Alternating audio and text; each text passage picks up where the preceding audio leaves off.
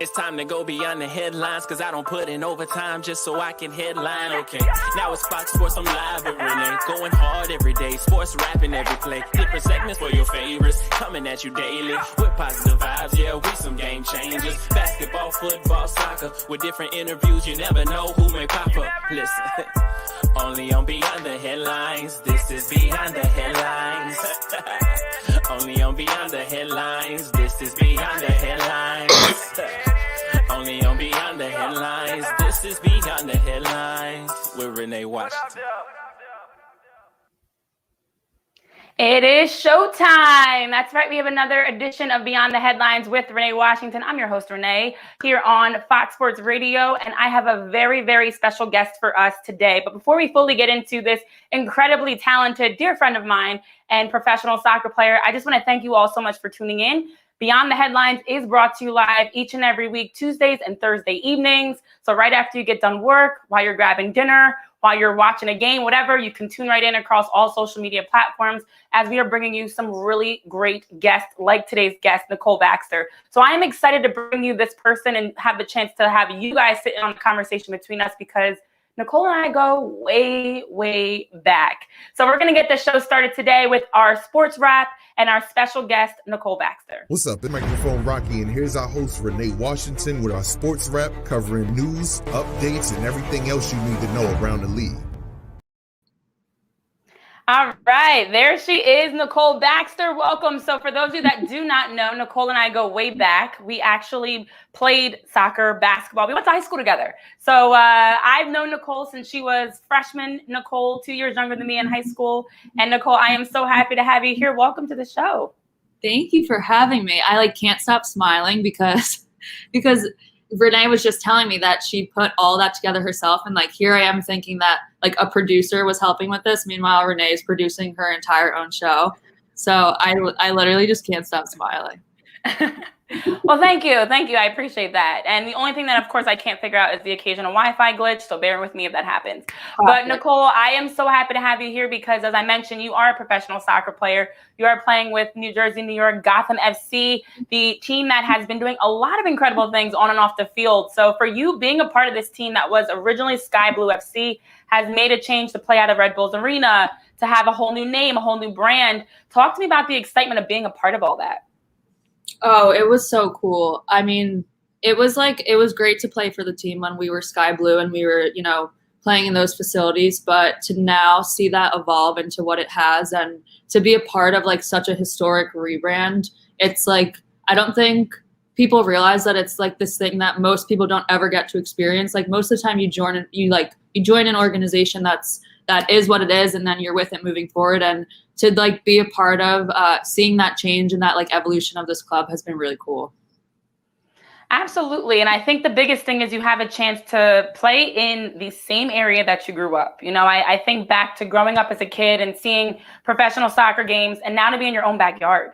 How special is that to represent New Jersey, where you are born and raised, and be able to play at the highest level? Yeah, I think there's something really special about being at this club and knowing that I'm a Jersey girl. I don't know what it is, but of course it's really nice to play near my friends and family. I get to see my siblings and my parents and my niece and my nephews so often that it makes this experience so much better. But there's just something about being a hometown girl on this team that makes me really proud to have gotten here. And I don't have a lot of moments where I reflect and I'm good job, Nicole, you're really doing it. But yeah, it does make me really proud to be playing professionally in the area that I grew up in. Yeah, I can't even imagine having the chance to play all over the world and then come back to New Jersey. And that's something I do want to touch on, because what a lot may not always understand is the path in professional soccer, especially for women, is not easy. And we'll get into the financial side of that and the struggle around that in itself, which is a whole conversation. I was going to say, as you're rocking that shirt, definitely show people the shirt that you are rocking. Yeah. Yes. Invest in women, pay women, hire women. We are struggling. We are in the midst of a fight. But even the path to playing professional soccer, I know it was something that I aspired to do and was not able to continue. I give you so much credit for staying on this journey, because it's a challenging one. Trying to continue to play the sport you love and not always getting, it's not as easy to get those opportunities, because it's not like you have as much opportunity within a league that's going to pay you like you should and everything else. But you were fortunate to take the route of going and playing overseas, coming back. So even having that experience, can you share with those tuning in about the chance to now play soccer in a whole other part of the world with people that are from a different culture, language, food, all different backgrounds, but the one thing in common, soccer and your love for the game?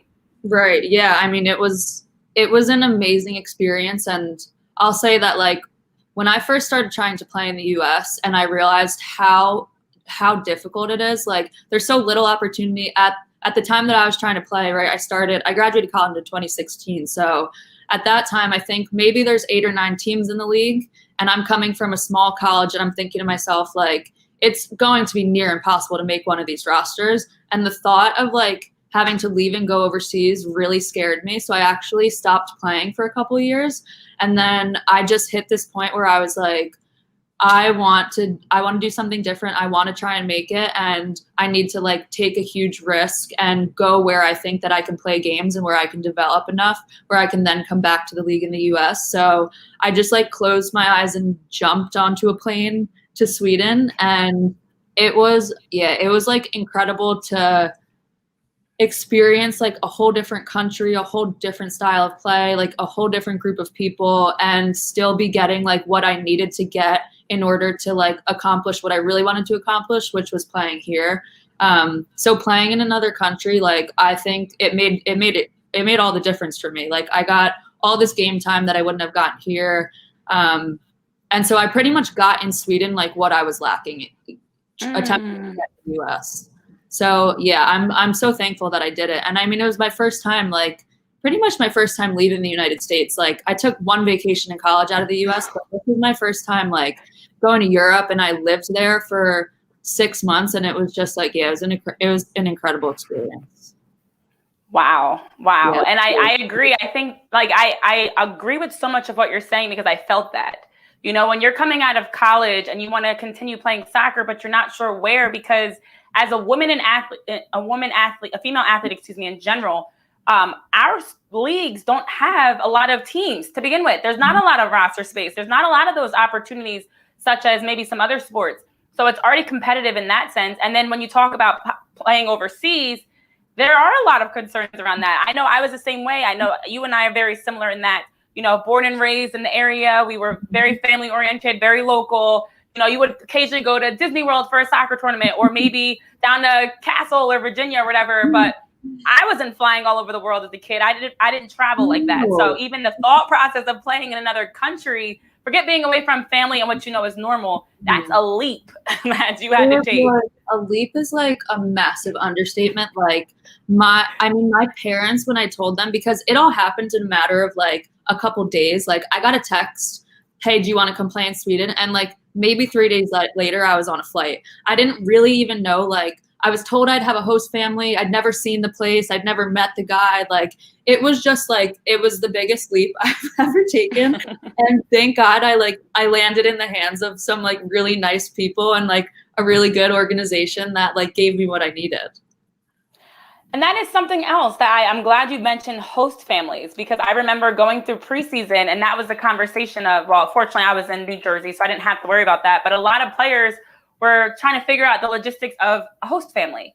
So when you are now playing professionally and you're at the highest level, it's not easy to afford that for a number of reasons that we'll get into.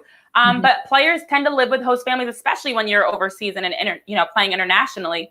That is something you go from your family with, you know, I'm very familiar with your family, with your very close-knit mom, and Kathy I haven't seen in many years, but you're with your family to now be with a whole other family, a whole other culture, a whole other set of norms. I mean, that in itself is an adjustment you have to make to figuring out all the new. So what really helped you work through that transition of trying to figure out new culture, new family, all these things, and still be able to compete at a high level in Sweden? I think there were a couple things that contributed to me, like, doing well over there. And I think, first of all, like, I was just so ready. I was so ready to, like, go on this adventure that, like, a lot would have had to happen for, like, that to be ruined. So I was just at this place in my life, like, I think you know a little bit about this, but, like, I had Lyme disease. I had, like, been through it, trying to deal with that. And I just, like, was at this place in my life where I was like, I am ready to just like do something crazy. And so that attitude and mindset towards it was like something that put me off to a really good start. And then like bizarrely, I had some friends also playing in Sweden in very close areas to me. So and they were also Jersey girls. So it's like I took some of these friends from Jersey and we just like plopped into Stockholm, Sweden, and just created like this little culture and little family. And it ended up being so much fun. But living with a host family at first, like I said, I stopped playing after college. So I came from living with my best friends from college in Washington, D.C. to living with a Swedish family. And at first I was like, it's like moving back home, but worse because you don't know the people. But it actually ended up being like pretty awesome because when you move to a different country, like you really want to, at least for me, I really wanted to know like what would it be like to really live here like for the rest of my life. Like I just want to know what it would feel like. And being surrounded by a family and like multiple families throughout the team, you really get an idea of like what it is like to live in Sweden. And that was really cool. Oh my goodness. Yeah. Yeah, I can't even imagine from William and Mary to now being in Sweden. I mean, and again, you did take time in between that, but even that in itself says a lot about the fact, first of all, for those of you that are watching, the way you see Nicole now is the way that I've always known Nicole. She has she has not aged at all. You literally look, we were talking about this before the show. I still see freshman year Nicole with the little bun on your head. I think you still even rock that. I think you switched into some ponytails now too. But it is just so incredible.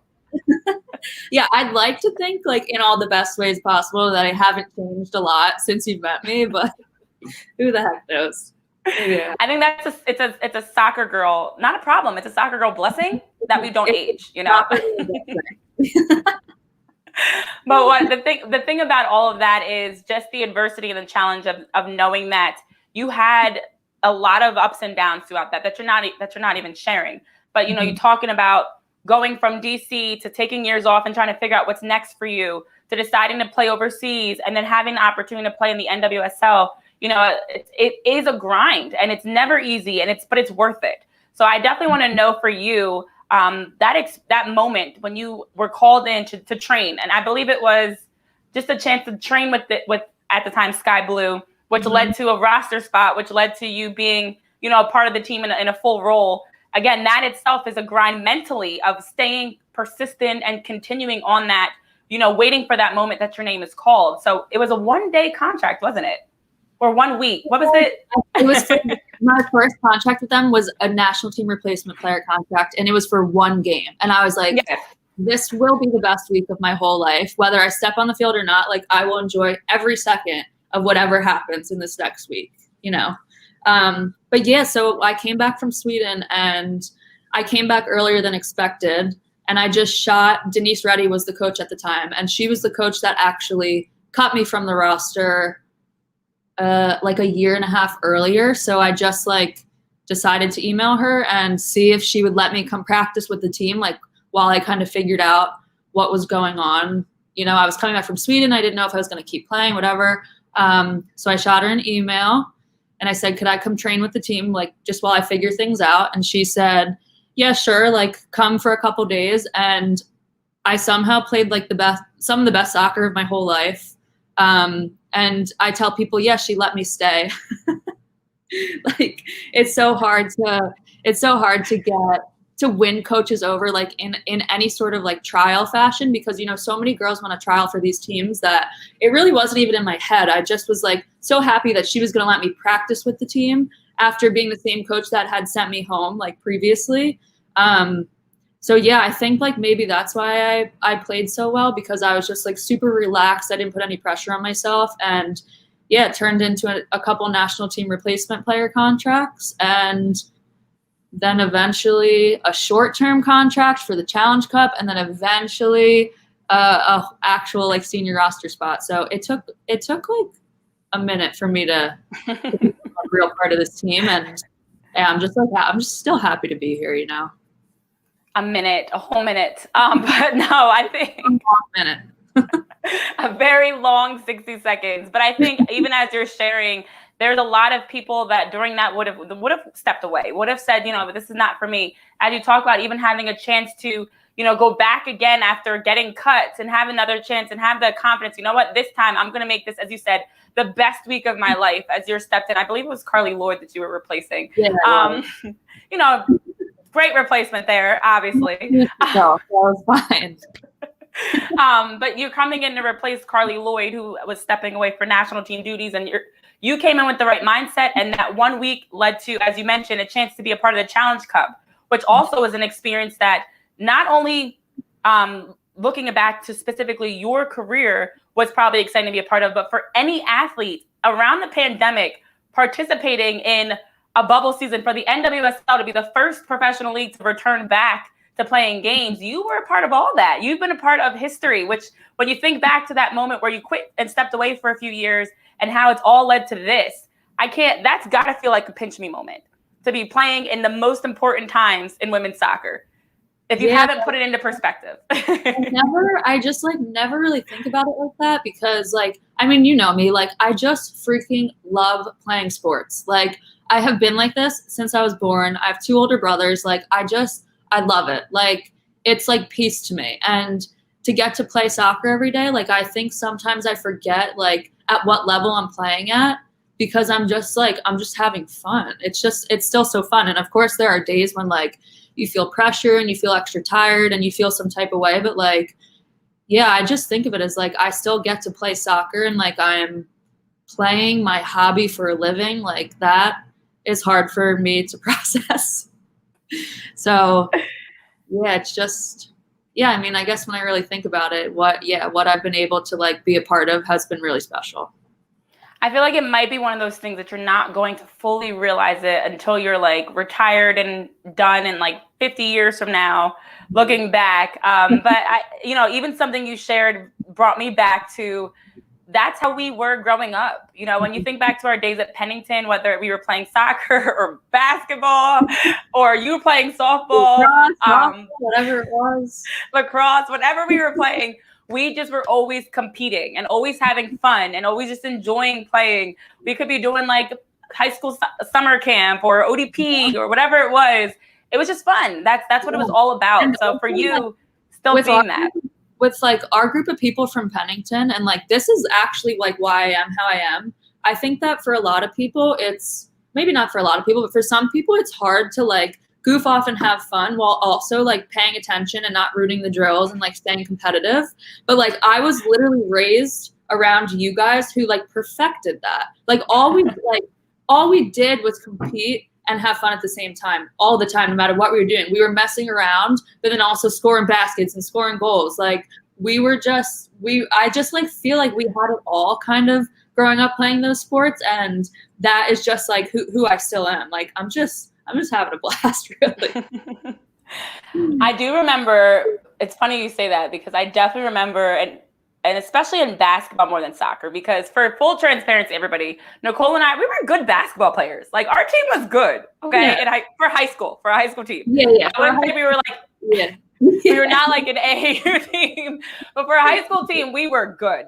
And we would just be having a blast, Coach T and whatever, we were just balling, laughing, having fun, playing games, kicking the basketball around. Yeah.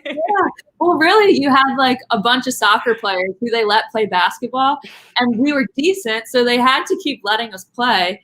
And then we would have fun. We'd give Coach T a little bit of a hard time, and there's nothing she could do because she's they're doing what I'm asking them to do. We were winning games. Nicole was a good shooter. We were doing big things. So, trip down memory lane. But no, I definitely think that what you're sharing is a big part of really what has made you successful, because you're probably not overthinking things. And ironically, I was just watching the NBA finals, and that's what Giannis Antetokounmpo was saying. Not getting too high, not getting too low, just being present. And that's what you've been doing. You and the Greek Freak, just being present in whatever the moment. You compared me to Giannis. I love it. I think it. Being present in the moment. I am a massive overthinker. You're catching me on a good day, really. Playing in a league that's this competitive, it drives you nuts sometimes. There are days where I'm so frustrated I could cry. There are days where I'm so happy. I just want to be around people and I'm having so much fun. And there are days where I'm just super present and zen, and you've caught me on a good day, but there are still days where I'm like a head case. But aren't we all though? Aren't we all? I mean, I feel like you kind of naturally are. But that is the biggest thing, is finding that balance. So even though you do have the days where you maybe are a little more of a head case and days where maybe you're fully out of it, because I feel that personally, at the very core, always being true to yourself and staying, sticking to what's helped you get here, enjoying the game, loving the game. So I definitely want to just touch on, for you, having had the chance to play in the NWSL and being a part of I saw that incredible video that was put out for Gotham FC of you guys like playing through New York. Take us through just even the behind the scenes excitement around preparing for the launch of the new name, the new brand around Sky Blue, now transitioning to be Gotham FC, playing in the Red Bull Arena as your new home field, just all the excitement that's happening around the game that allows you as a player to enjoy playing that much more. Mm-hmm. Okay, so that launch video was like top 5 coolest things that they have ever let me do. And I mean, like, it was still around a time, because we did this like right after the winter this past year. So like New York City was still pretty dead, like the pandemic's still going on. So we were legit the only people in Times Square, and they're letting me like dribble through the streets and like kick the ball around. And I'm like, are you, like, there's cars coming? They're like, no, you're good. I'm like, are you guys sure? And like the videos turned out so cool, like so cool. It was one of the coolest things I've been a part of. Like who really gets to do that, honestly? And so doing all that stuff and like knowing that this rebrand was coming, like obviously we were told like before the general public. So having these meetings, like seeing our new logo, our new name, our new gear, like letting all of it sink in and having our own reaction to it. And then getting to like settle down a little bit and see everybody else's reaction. Like it was just a really exciting time to be a part of the club and to also be a part of women's soccer, because that just shows like Sky Blue has been through it. Like some stuff has happened, and to be able to just like kind of wipe the slate clean and be like, this is who we are now and this is who we're going to be moving forward. Like I just feel like that's a cool thing to experience in women's sports. You see it in men's sports sometimes, but like to be a part of that in like such a great organization for women, it was just so exciting and it was so cool. I'll definitely never forget that. I was watching, thinking the same thing as you were saying it. I'm like wondering, were people blocking the streets? Were you? No, just you. Like the light would turn red and they'd be like, go, go, go, go, go. And I'm like, oh my gosh. Like, I'm like a pretty technical player, but like, it makes me nervous juggling in front of people. So oh my gosh. Stuff on a street is like significantly harder. So I'm like, if the light turns red and they're like, dribble, dribble, dribble, juggle, spin around, and I'm like, oh my gosh, I'm so nervous, I'm gonna mess this up. But like those guys are so good at their job. Like I could have like fallen on my face and they would have made it look cool. So it was but there was no one blocking the streets. Oh my gosh, that takes the pressure of it to a whole new level. And then of course you have to be poised with that. So if anybody has not had a chance to see the video, I definitely recommend you go watch it, because it's the release and the announcement around Gotham FC, and you are literally juggling and dribbling, and you and other players through New York City, which if you've never been in New York City for whatever reason, or you don't know that New York City is a helter-skelter, chaotic mess of just cars everywhere, pedestrians everywhere, construction, madness. Like, so let me tell you, like as a Jersey girl, I will tell you that in New York City, if you are walking through the street when you don't have that pedestrian sign, they will hit you. They will hit you and they will drive right away. I'm not gonna lie, I feel like New York City has messed up my sidebar. Yeah. Like I am forever messed up as a pedestrian anywhere I go, because I don't look at any signs, because I'm not that I've been in New York that much, but I've been there enough that it's like you just go. You just go, you look both ways, you don't hesitate. Once you step out, you got to keep going, because somebody might hit you. You go. I'll be like with some of the girls like from other states, and we'll be in the city, and like before the lights have turned, it's like I already know the timing. Like I'm going, and I end up like 10 minutes ahead of them because they're like waiting for the walk sign. I'm like, oh, girl, no.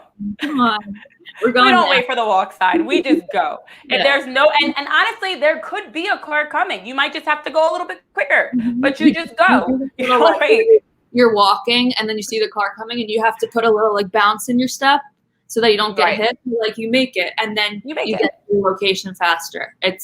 Bingo. It's That's why New York is so fast paced, because you don't walk, you don't slow down. If anything, you speed up. You do the little like quick walk where you don't look like you're you like giddy up a little bit. I love this sidebar that we're going I on. love it. So speaking of walking, actually, we do have a question for you. So asking about the cardio of being a soccer player, because not a lot of people fully understand just how much running goes into soccer. It's not a sport with timeouts. It's not a sport where substitutions happen, but as we know, the higher you get, the less substitutions happen. So you're most likely playing a lot. But even just the cardio of preseason, training in general, the staying in shape. I know we'll touch on in a moment just how long the season has been around the Olympics. Just the cardio that's needed to stay in shape, to stay conditioned as a soccer player. So what exactly, just shed some light on it for those that are tuning in, just for those that may not understand the grind that women's soccer or soccer players in general have to go through to stay fit. Soccer players in general have to run a lot, and it's like not one of my favorite things to do. But luckily, so like I know in college, like we and every team does it differently. Like we have a sports scientist, like everyone does stuff differently. I know in college it was kind of this mentality, and I think like you can attest to this at LaSalle. Like it was like run them into the ground, run, and don't ever make them stop. It was kind of like, yeah, put your head down and run. Like I think I remember you guys at LaSalle constantly practicing the suicide mile, right? Oh yes, the suicide. So going to the pros, honestly, like it's been a little bit easier, as weird as that is, because we have more technology now, and like we have more staff members who are helping us understand the difference between like running to get fit and just like running unproductively when you're not fully recovered or stuff like that. So they make it easy for us at Gotham. Like we have this app, and I would say like in season and off season are different. So let's say like in the off season, you log onto this app and it has it laid out like Monday, Tuesday, Wednesday through the end of the week, like what you have to do every day. And some days your runs are really long. Some days they're like short and choppy. Some days it's speed and agility. Some days you don't run, you do a bike workout, or you're just lifting, or you're just playing pickup. But it's like, it's this constant, like every decision you make, every workout you do, you have to be thinking about and understanding how it's going to affect your fitness. So that's what I would say about like how hard soccer players work. We work hard, but we also, at least at Gotham, like we work pretty smart, or at least I would like to think. So yeah, it's a lot. It's like very time consuming, like making sure that you're doing what you have to do to stay fit. And really, if you like don't do these workouts or you don't do what you're supposed to do, one, they'll know because we wear GPS monitors when we practice. Two, like you're really only hurting yourself, because like we're at the best level in the world, I would say, for a professional league. Like these girls are coming in fit. So in a sense, like you have to hold yourself accountable, or you're going to be unfit and you're not going to be able to keep up with the rest of the group. And I found for me, like I'm not a naturally fit person, so I have to make sure like I am doing every single thing I need to do, or I will go to training and I will be embarrassed every day. So it's work, but it's really smart, I would like to think. Yes, I definitely feel like once you get to the professional level, I mean, everybody is the best. You know, when you think about it in college and high school and youth sports, and of course, someone's always better than somebody else. That's just natural. That's going to happen. But you're playing alongside players that have perfected their craft in some way. So as you mentioned, like even having to stay in shape, cardio is something that if you're not in shape, it's going to translate into a lot of other things and snowball from there, where you're not going to be at your best. But the fitness side of it is definitely something that not only physically challenges you, but mentally challenges you. And I definitely feel like to this day, when a lot of people ask me why I'm so in shape, it's because of all the years I played soccer that I don't have to work out anymore, because I've worked out enough for the next like 20 years. So I'm good. I don't have to run anymore. That's funny. I actually always wonder like what is going to happen to me when I stop playing soccer. Like I think it could go either way. I think maybe I'll never run again in my whole life, or or I will be running like 5 times a week. I like have no clue which way it's going to go. Well, as a retired person, that's on the other side. It's very hard to work out because I find myself like, I don't actually need to work out. So why like if I had to choose between laying in bed for a little longer or eating or watching TV, I'm like, next time. So it's a lot easier to procrastinate because there's nothing to train for. Plus I'm like, I've ran enough in my life. I've done enough suicide miles and beep tests. And that's so true. And also like, you're also naturally fit and you are a good runner. Like if you wanted to be, I feel like for you, like for me, if I don't run for a week, on the 8th day, if I try to go for a jog, I will be wheezing. In season, it's crazy. Like I could take 4 days off, the 5th day wheezing. So I feel like I'm hoping that'll motivate me to like give it a jog every now and then when I stop playing, but try not to stress about that now. Do some fun exercising, boxing, yoga. Yes. So I do also want to touch on the fact that, as you mentioned before the show, this is such a long season because it is an Olympics year. Obviously, Tokyo 2020 is now Tokyo 2021. And so with the season starting, at the beginning of January, February, and you're still going through, and take us through what your schedule is like now. What is kind of the way that you guys are still working through the Olympics, obviously with a number of players that are not around, but you still have to train, you still have to work out, you still have to, play.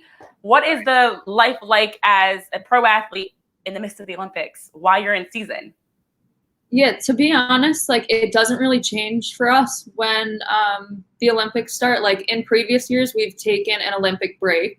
So the league would break for like the 2 weeks that the Olympics is happening, but that's not happening this year. So we pretty much just keep going like nothing's changed. And luckily for us, we have a pretty deep roster. So we're still able to like have really productive practices. And we also only have 3 players gone right now. I mean, like 3 important and big players, but numbers wise, we're okay. And like quality wise, we're okay. So we are literally just doing what we've been doing for the past couple months, which is like, we'll play a game. The next day will be training and recovery, like training for the players who didn't play, recovery for those who did.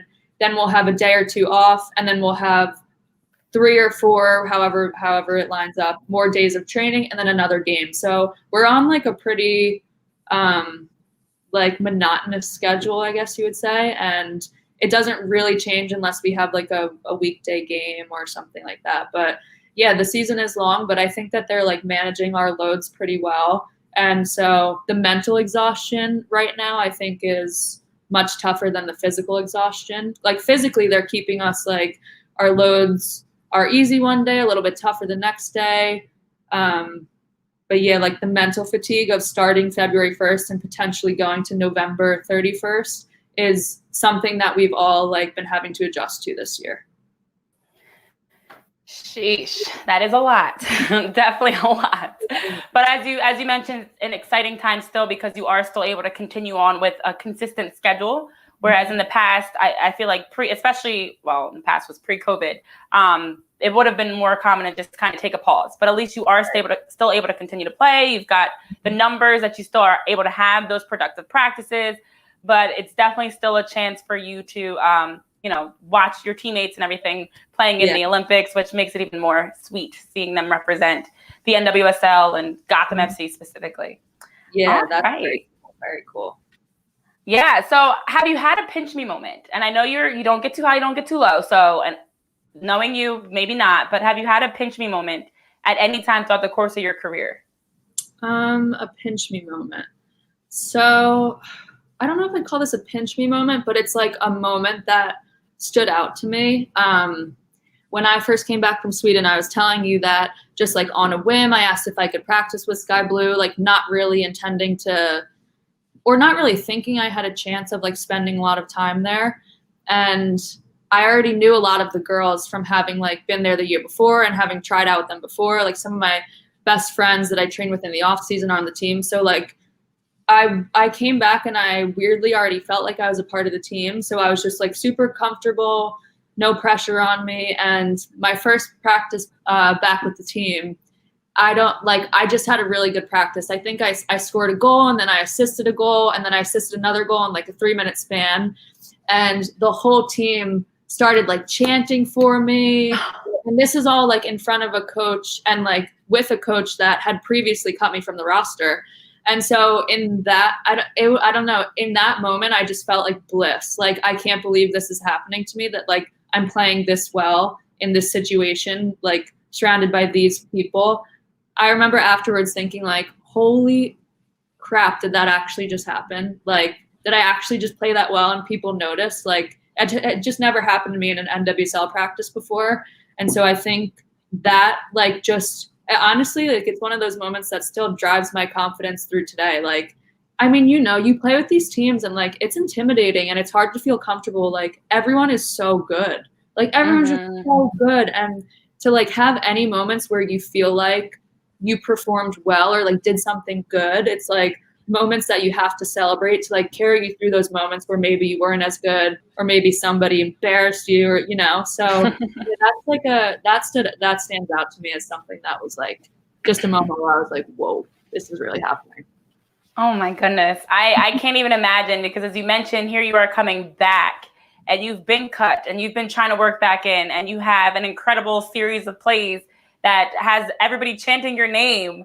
But I think one of the incredible things about that is knowing there are those days where you feel like you can't do anything right. You're like, your touch is off, you're maybe tripping over the ball. Something embarrassing usually happens that is just embarrassing to you, but really isn't that bad. So to have the opposite of that, a day that, as you mentioned, you still can take with you as I've had this moment. And so even on those bad days, you know what you're capable of. You know that they respect you, they trust you, you know, you belong here. And that you're a valuable part of the team, because that is that validation that as a player, I feel like you are always questioning, because you don't get, especially at the professional level compared to the youth level, where is that reminder coming in? You know, you don't have as much of that opportunity to have that reminder. Yeah. And I think like when I first came back to the league, it was hard for me to like feel good in those moments, because I'm the type of person, I feel like you're the same way, we're always like, I have to keep going. Like, I have so much more to prove. Like, nothing's good enough. And that's like really great in a sense because it drives you, but it can also be like a part of your demise if you're constantly telling yourself like, this isn't good enough. Right. So I think for me, like allowing myself to like celebrate those little things was difficult at first. But the more I celebrated them, the more like the longer I'm here, the more good moments I have and the less bad moments I have. And that's really why I'm still playing, because I can tell that I'm getting better and better every day. Like, I've got significantly better since that first like practice that I was at. And I've had significantly more like good moments and significantly less bad moments or embarrassing moments, you know? So it's just like, yeah, a reminder to like let those good moments drive you. Like, you can find a good balance between letting those moments drive you, but also recognizing that there's more to accomplish. Just don't be too hard on yourself. That's what I really realized. Oh, that was good. Okay. I like that. Like, the more you stay in it. And you know, it's funny because I feel like I have the same conversation with people around reporting. And they always say, like, does it get easier? And I'm like, no, you just get stronger. Yeah. You know, like the challenges are still there. You're still dealing with the challenges actually change. And, you know, they as you grow, they grow too. But as you mentioned, it becomes a lot easier because you've got that confidence. Now you have friends around you and people you trust, and you don't have to feel like the rookie and the new kid on the block anymore. So I love that of just like when you stuck it out, you know, it probably would have been easy for you to quit and step away, but you didn't. You stuck it out. You continued to try to get better with each day. And now to even be playing your best soccer and playing at such a high level, that's inspiring. Very inspiring. Wait, so I also want to go ahead. Can I flip it for a second? I have a question. Go for it. Okay. Here we go. So I got lunch with my mom today. Go Kathy.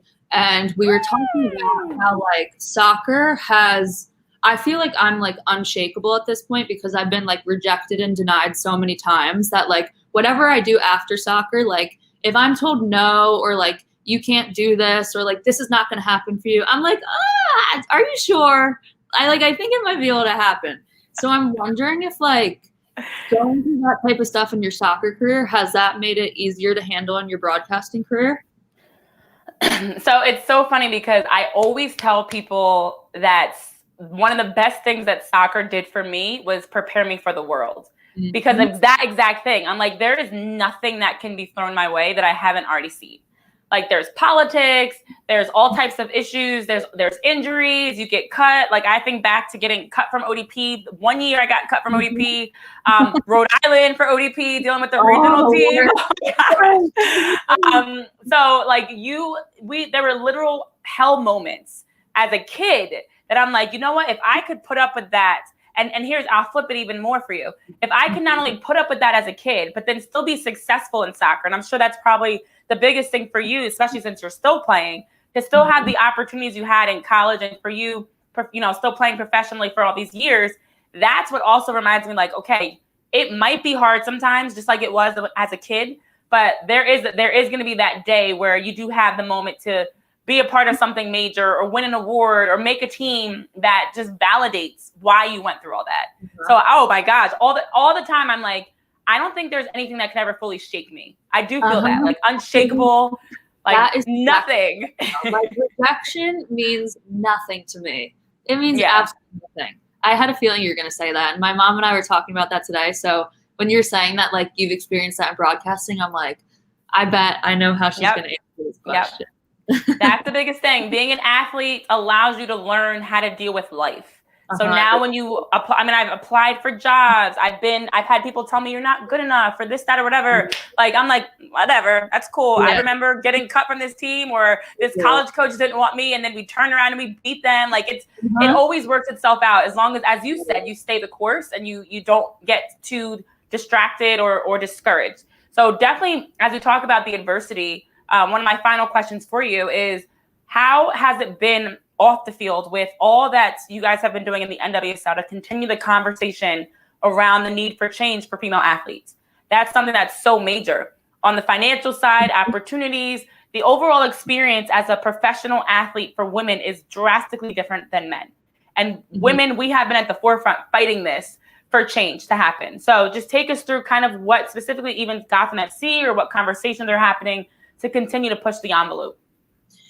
Yeah, so I found like after last year in the Challenge Cup, we had a lot of difficult conversations when it came to Black Lives Matter, when it came to inclusivity in the NWSL, when it came to the fight for equal pay. Like we had a lot of difficult conversations, and I kind of realized that like I do a lot to like talk to people about this stuff, but like what am I actually doing to try to make a change? And so this year I've tried to get involved in a lot of different things, and the rest of the girls at Gotham have too. So we formed a player community outreach committee. So we're like trying to get more involved in the community. I specifically got involved with the Players Association for the NWSL. So a lot of those conversations revolve around these exact issues, like race in our league and our transgender policy and how we like fight to get our salaries better. And then I also joined our new committee for the NWSL, which is a diversity committee. And that's like been another experience where I'm just like, I'm trying so hard to make sure that while I'm here, I'm getting involved and making sure that this league and like women's soccer is better than what it was when I came into it. So right now, like the conversations off the field for me have been like even more important than what's happening on the field. Like I personally, like I almost found like I'm like finding what I'm kind of like meant to do in like life after playing. And I think, I don't know for sure, like it's so hard to know exactly like, oh, this is what I'm meant to do. But like, you know, like I have this passion for sports and like obviously women's sports because I'm involved in them. Like I have this passion for sports that not everyone has. And I have this passion for like policy change and like equality and like all aspects of life and all those good things. So I'm finding that like the more I get involved in these things off the field, the less pressure I feel on the field because I know what I'm doing off the field is hopefully going to like affect more people than I'll ever be able to affect. Wow. Answer, but yeah, women's sports, it's so tricky right now. Like we want it to be so much better, but it's like we're in that time period where like we have to grind it out and put in the work. And a lot of that right now is just having like hard and difficult and long conversations and trying to figure out exactly how you get that done. So hopefully in like the next coming months and years, like we'll be doing that. Like we'll have hopefully a new CBA for our league, like hopefully some policy changes that make people feel more included. So yeah, there's a lot going on out here. That's great that you, as you were sharing, even finding your purpose through all this. You know, I think that's something that's always changing too, where we have a goal in mind. Like I know for me, the goal was to play soccer as long as I can and play at a high level, but eventually you realize, okay, that goal is changing. You know, what you want to do, your purpose. So as you're talking about being a part of all this change that's happening and doing more, and I love that piece you said about not just talking about it, but actually figuring out ways to make it happen. So getting involved as a player, you know, off the field, doing things in the community, working with other players in the organization to help talk through ideas. That is action, and that's what's needed, because it's one thing to talk about it, post about it. It's another thing to be about it, where like you are actually taking steps to make change happen. So I really, really do appreciate and respect that, because it's something that, as we know, we're in our 20s, but we're not going to see it happen for maybe 20 more years. Right. It's not going to happen overnight. It's not going to be easy. It's not going to be fun. And there's going to be some moments where, even like now, I think is a time where things aren't as trending in that sense. So we don't hear the conversation, but it's still there. The issue isn't fixed. Yeah, exactly. You know, and that's the hardest part around all of this. Yeah, like there's been so much conversation on social media, and I know I post a lot on social media. Like I'm a pretty open book on social media, and I just always want to make sure that like anything I'm posting or saying online, people who know me will look at that and be like, that's exactly how she is in person too. And I don't ever want to be that person that's just like plastering my Twitter about these causes that I'm like not actually caring about or like trying to do anything about. So I've just been surrounded by like really special people this last year who have helped me get more involved, and like we hold each other accountable and make sure that we're like doing the things we need to do. So yeah, hopefully I'm getting closer to finding my purpose outside of playing. But who knows really. Okay. Well, before we wrap up in these final minutes, I do want to take some time to put you in the hot seat a little bit. So I hope you're ready for that, for some questions. Okay. Oh, yeah. So we are now going to get into the fast break here. All right, it's time to get to it now. Who's in the hot seat this week? Find out more with our host, Renee Washington, on the fast break. It's Nicole Baxter in the hot seat, of course. Shout out to Microphone Rock for that. Okay, so I'm just going to ask you a series of questions. Okay. And you have to answer them as quickly as you can. Don't overthink it. I know we struggle with that. Don't overthink it. Just go.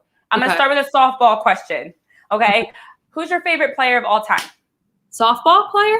This is a softball question. But you played softball. My favorite soccer player of all time? Yes. Lauren Cheney. Okay. Who is the player that you tried to emulate your game after? If it's someone different. Ooh. I mean, I'll go with Lauren Cheney again. She was pretty dang good.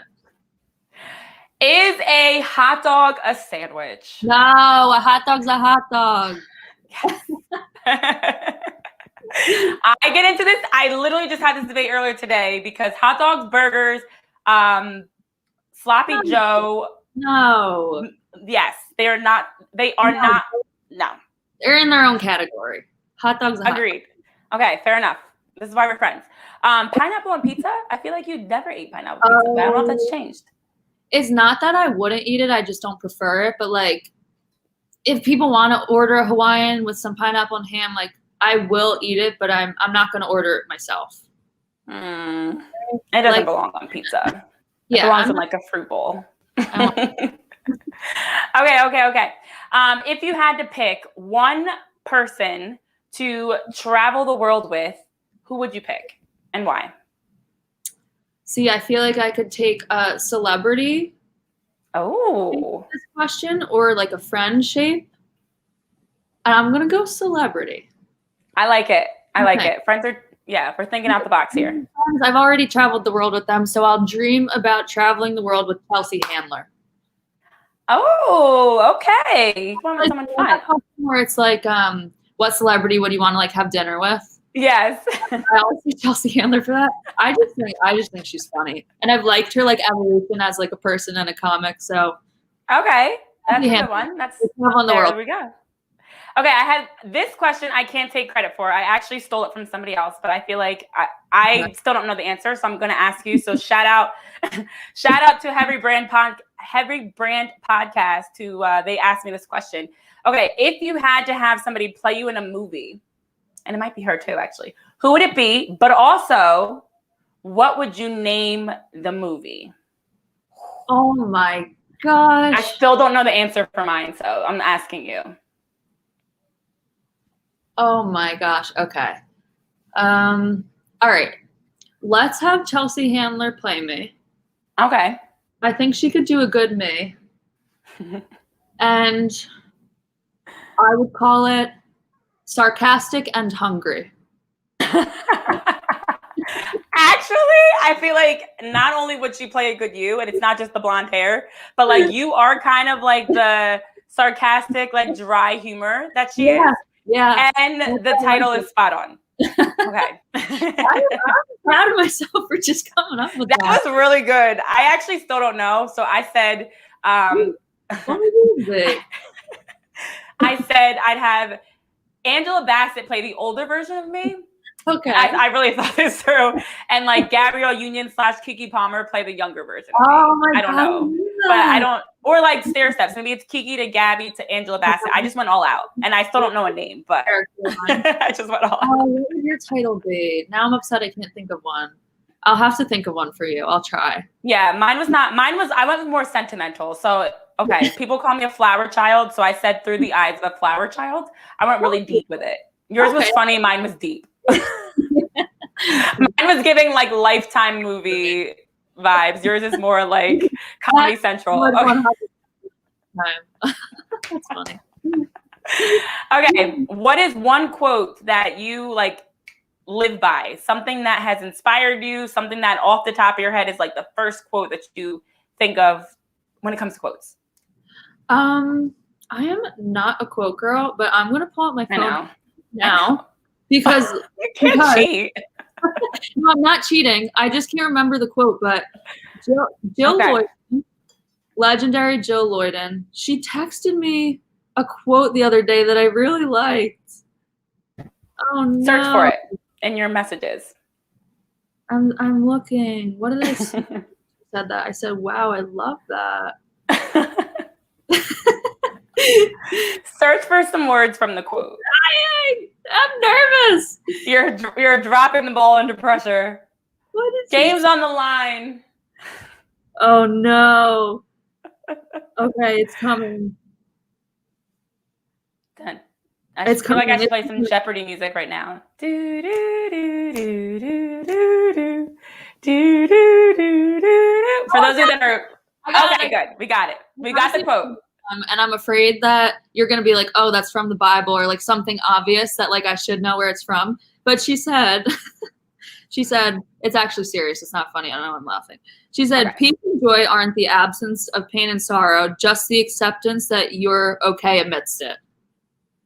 I have heard a similar quote, but I love that. I really like that because I was telling her, like, you have some hard days when you're playing at a level this high. Like, you have some really hard days. But to be able to take a step back and, like, recognize, like, okay, today is a hard day, but, like, in general, this is really good. And I'm really happy and I love this. Just today, I feel a little sad and this is a little bit hard. So to be able to, like, have that, like, emotional awareness, I guess. Is that what I would call it? Like, no, absolutely.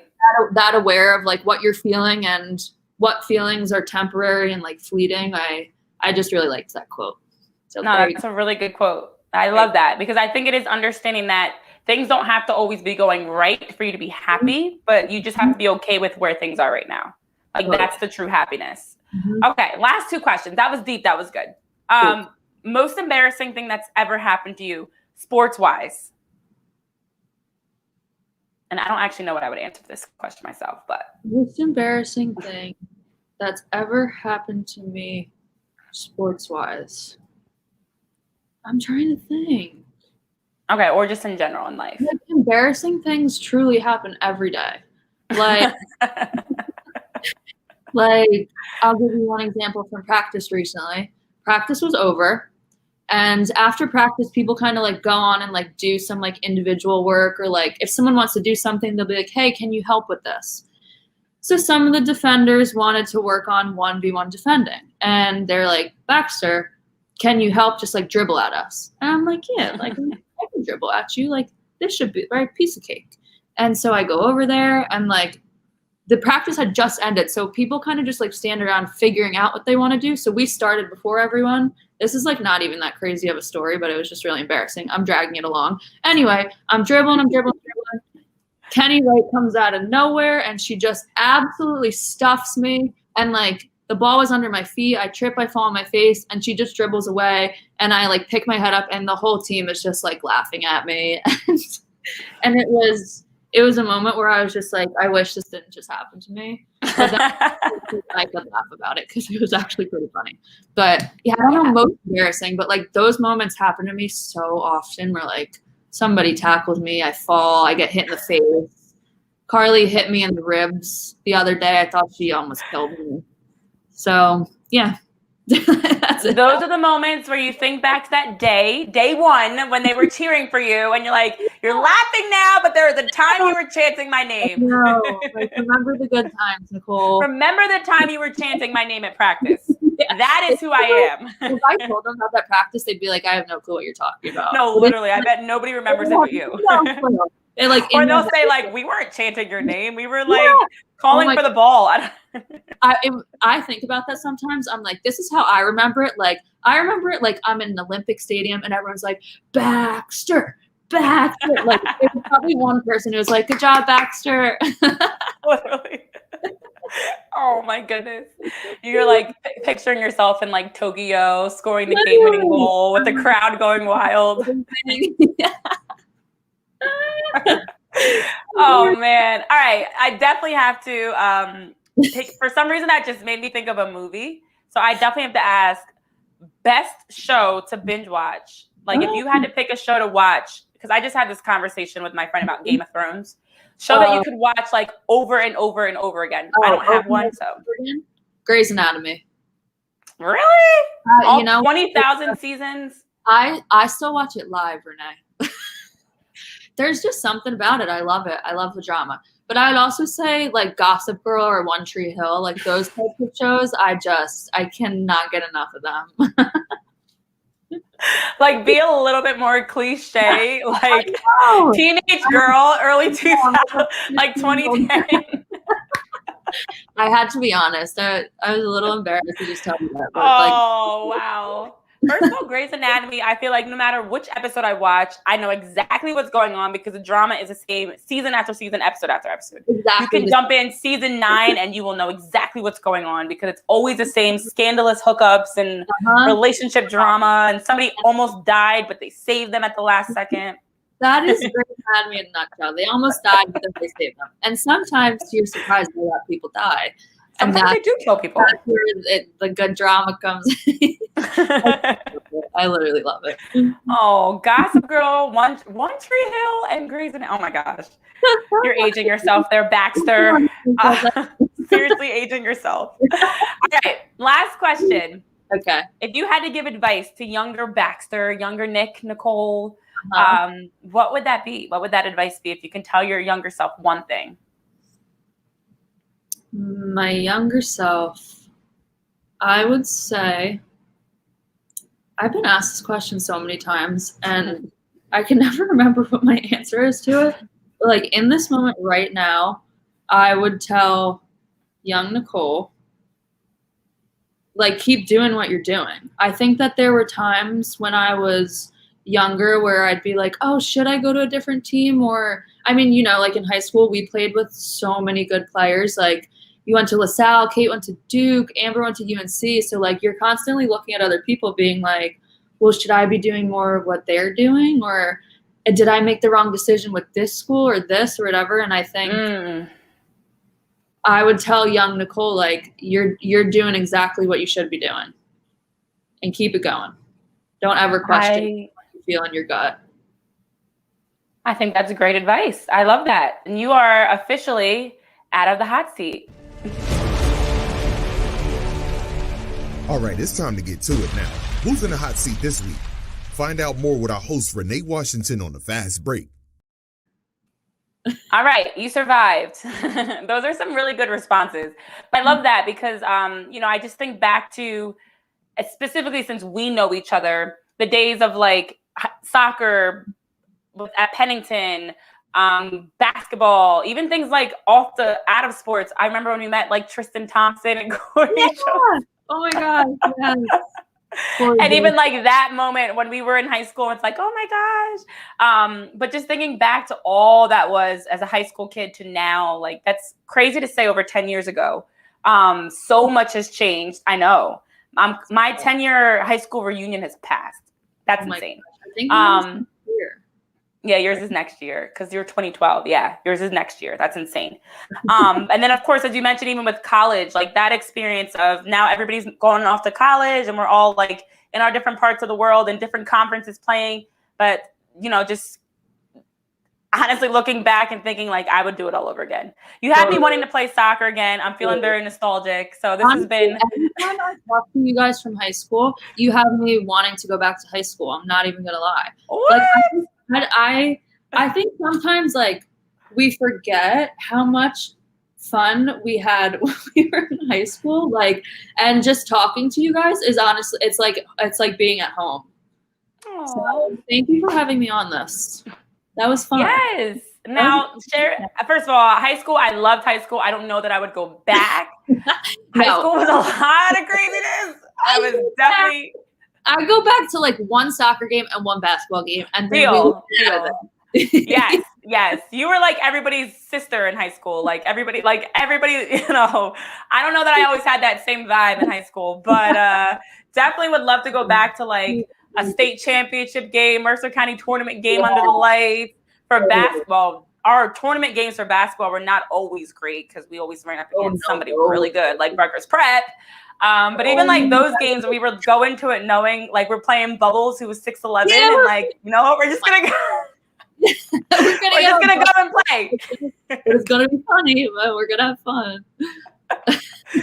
Oh my goodness, yes, those were definitely the days. So, oh my gosh, trip down memory lane. Where can people follow you, Nicole? I know that I shared on the screen, and I'll put it back up too. But for those that are just listening and not watching, where can they follow you to keep up with all the great things that you're doing in soccer and just in general? The best ways to follow me would be on Twitter and on Instagram. And I just got different vibes going on each page. I got some Twitter fingers. I like to just like to type up some crap, throw it on Twitter. You get more pictures on Instagram. So, follow me wherever you want. I love it. It is funny, the difference. I feel like I'm kind of the same way. Like you get a little bit of everything depending on which platform we're on. But Nicole, I thank you so much. Yeah, thank you. This was fun. It has really been a pleasure. What's that? I said, let's do it again sometime. Definitely. Maybe without the show. Yeah. Yeah, right. But for everybody listening, thank you guys so much for tuning in to another episode of Beyond the Headlines with Renee Washington. As always, hit that subscribe button. Keep up with the show as we're bringing you live interviews like this great interview with this talented Baxter that you just had the chance to listen and watch.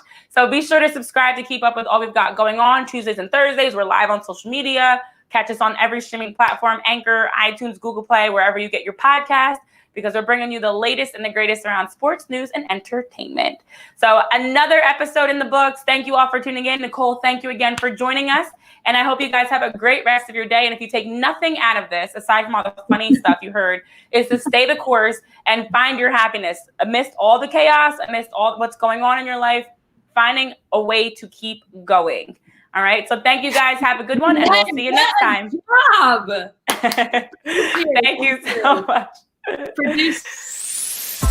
Only on Beyond the Headlines. This is Beyond the Headlines. Only on Beyond the Headlines. This is Beyond the Headlines. Only on Beyond the Headlines. This is Beyond the Headlines.